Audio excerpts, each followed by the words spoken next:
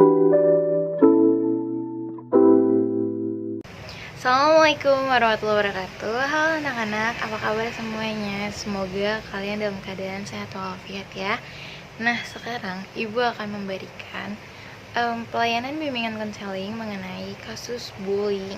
Nah, Ibu sudah siapin di sini di buku mengenai beberapa materi yang akan Ibu bahas mengenai bullying. Sudah terlihat belum tulisannya? Nah, di sini kan ada tulisan bullying kan. Sebelum kita lanjut, Ibu mau menanyakan nih, kalian mengerti nggak sih pengertian dari kata bullying itu apa? Apa itu bullying? Nah, bullying itu berasal dari suatu kata yang berarti ancaman. Nah, ancaman di sini itu dia itu bertujuan untuk menyakiti orang lain, baik secara verbal, mental, dan juga fisik. Nah, lanjut di sini. Nah, di mana ada pelaku bullying, di situ pasti ada korban dong, bener kan? Nah, korban itu biasanya merasakan stres yang berkepanjangan. Nah, akibatnya si korban ini merasakan susah makan, terus juga ketakutan, depresi, dan juga cemas. Biasanya ada anxiety juga gitu. Nah, terus lanjut. Pelaku pembulian. Nah, di sini itu sifat dari pelaku pembulian bersifat agresif. Agresif di sini itu terhadap orang-orang yang tidak berdaya. Misalkan pelaku bullying ini mengincar seseorang yang tidak berdaya. Tidak berdaya itu dalam arti seseorang yang terlihat lemah dan juga gampang untuk dijadikan korban bulian gitu. Nah, lanjut di sini ada bentuk dan juga modus dari bullying. Itu yang pertama ada fisik. Fisik itu biasanya berupa tendangan, pukulan, jambakan, tinju, terus juga ada push up, lari keliling lapangan, terus juga ada kayak meludahi dan lain-lain. Itu pokoknya yang berhubungan dengan badan dan mengakibatkan luka atau lebam di sekujur badan itu berupa fisik ya pembuliannya. Kalau misalnya verbal itu biasanya berupa ucapan. Kayak misal kalian sering dengar nggak sih teman-teman kalian ngatain teman kalian bawa-bawa nama ayah. Nah, itu tuh sebenarnya nggak baik, ejekannya itu termasuk pembulian. Nah, terus kayak berupa kalian ngatain teman kalian, ih kamu gendut, ih kamu jelek, ih kamu cupu deh kamu pakai kacamata. Nah, itu tuh itu termasuk pembulian ya. Nah, terus yang ini yang terakhir ada psikis. Psikis itu biasanya kayak mendapatkan perlakuan dari memfitnah, terus menyingkirkan, terus mendiamkan teman. Nah, mendiamkan teman itu termasuk perilaku bullying loh anak-anak. Jadi itu nggak baik ya. Jadi kalau misalnya kalian punya masalah sama teman-teman kalian atau seseorang, mendingan kalian tuh ngomong langsung gitu ke orangnya.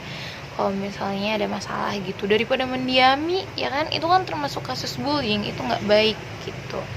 Lanjut, di sini ada beberapa unsur yang menyebabkan bullying itu bisa terjadi ya. Jadi ada beberapa unsur yang menyebabkan bullying itu bisa terjadi. Pertama itu seseorang yang terintimidasi. Biasanya pelaku bullying itu mengincar korbannya yang merasakan ketakutan yang amat sangat tinggi. Terus korbannya yang pendiam, yang tidak mau bergaul, biasanya itu tuh ciri-ciri korban yang akan diincar sama pelaku bullying gitu. Terus juga ada yang merasakan terisolasi gitu.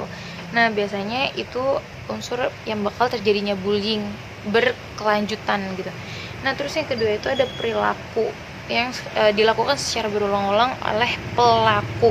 Nah, biasanya pelaku ini melakukan perilaku atau sesuatu yang berulang-ulang gitu, misalnya dalam bersifat verbal, fisik, dan juga psikis yang tadi Ibu udah jelaskan di video sebelumnya. Nah, ini yang terakhir itu ada berdampak negatif. Berdampak negatif di sini itu pelaku itu biasanya itu mengincar korban. Yaitu sama tadi ada hubungannya dengan verbal, fisik, dan juga psikis. Itu kan agak-agak negatif juga kan. Nah, terus kita lanjut. Di sini ada cara mencegah bullying. Nah, gimana caranya? Yaitu dengan cara guru itu mengajarkan kemampuan asertif. Sebelumnya anak-anak pada tahu nggak sih kemampuan asertif itu apa? Nah, kalau kemampuan asertif itu biasanya kemampuan untuk menyampaikan pendapat atau opini tapi menggunakan bahasa yang baik. Jadi kita itu menyampaikan pendapat atau opini untuk mengatakan tidak kepada para pelaku yang akan melakukan bullying gitu. Nah, tapi ya menggunakan kata-kata atau kalimat yang baik agar tidak terjadi kasus pembulian gitu. Nah, lanjut nih. Sekarang ada cara mencegah agar tidak menjadi pelaku bullying. Caranya gimana? Yang pertama itu melakukan pendekatan. Ini pendekatan ya. Maaf Ibu kurang S.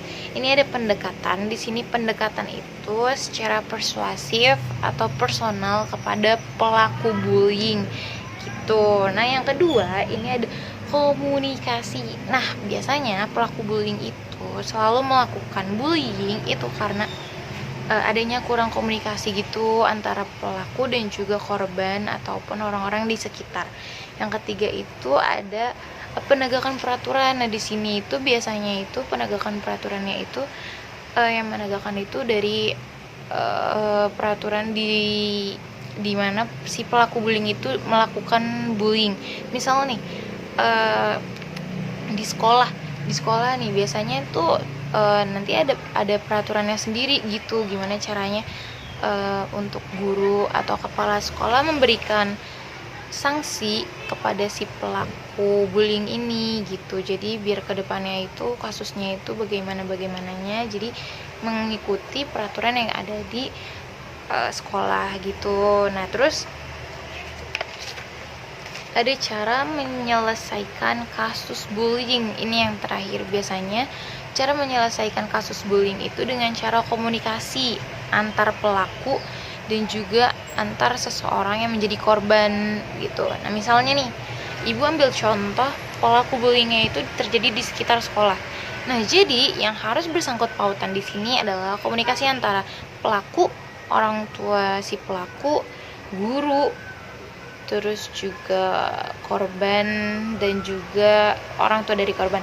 Nah, dengan adanya komunikasi di sini, maka si pelaku bullying akan sadar gitu, misalnya sadar akan kesalahan yang dia perbuat kepada korbannya gitu. Jadi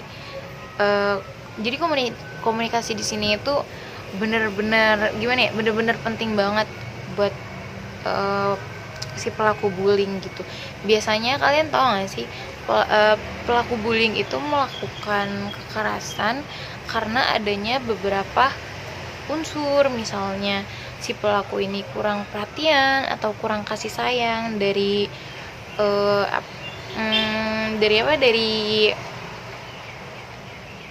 dari lingkungan rumahnya nih. Misalnya kadang kan ada ya siswa yang melakukan bullying karena kurang perhatian, saking sibuknya orang tuanya kerja, jadi mereka melakukan pembulian agar mendapatkan perhatian dari sekeliling orang di sekitar si pelaku pembulian itu gitu.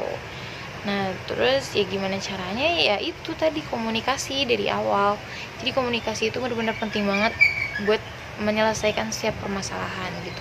Jadi buat anak-anak atau adik-adik yang mempunyai masalah sama seseorang, mendingan kalian itu langsung aja ngomong ke orang tersebut kalau misalnya kalian itu mempunyai masalah gitu, tapi dengan bahasa yang baik-baik saja, yang baik-baik maksudnya gitu. Jadi biar nggak ada salah paham di antara teman-teman dan juga teman-teman yang lainnya gitu. Jadi sekian presentasi, sekian penjelasan dari Ibu mengenai pelayanan bimbingan konseling dengan materi pelaku bullying. Semoga bermanfaat ya.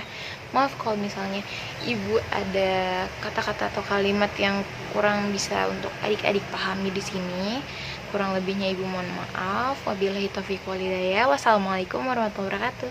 Bye bye.